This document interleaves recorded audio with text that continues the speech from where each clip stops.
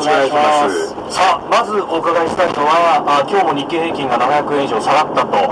いうことで、この世界経済について、